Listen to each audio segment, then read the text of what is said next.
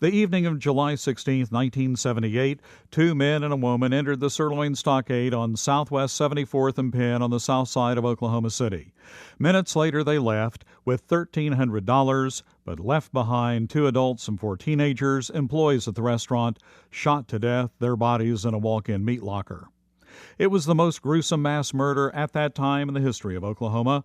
The manhunt for the killers began almost immediately. Detectives initially connected the steakhouse murders to the murders of a three-member family 2 weeks earlier along I-35 near Purcell. The manhunt continued for almost a year. Ironically, Roger Dale Stafford called the OSBI in January 1979, 6 months after the steakhouse murders. Stafford and his wife Verna were staying at an Oklahoma City motel when they saw on television composite drawings of the two men and a woman who were wanted in connection with that crime. On July the 13th, Stafford and Verna were arrested outside a Chicago YMCA. 10 months after the murders, his brother Harold, who was the second man being sought, was killed in a motorcycle accident.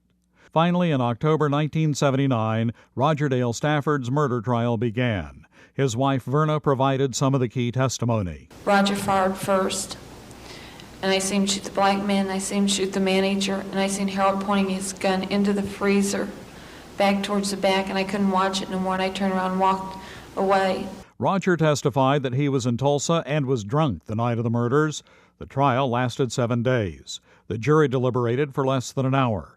District Judge Charles Owens read the first of 6 verdicts returned by the jury. We, the jury, impaneled and sworn in the above entitled cause, do upon our oaths find the defendant, Roger Dale Stafford, guilty of the crime of murder in the first degree as to count 1 of the information concerning the death of Terry Horst. Fix his punishment as to this count at death.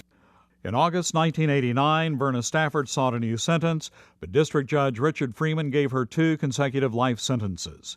He told her, "I would wager there's one of the hottest corners of hell vacant with your name right above it."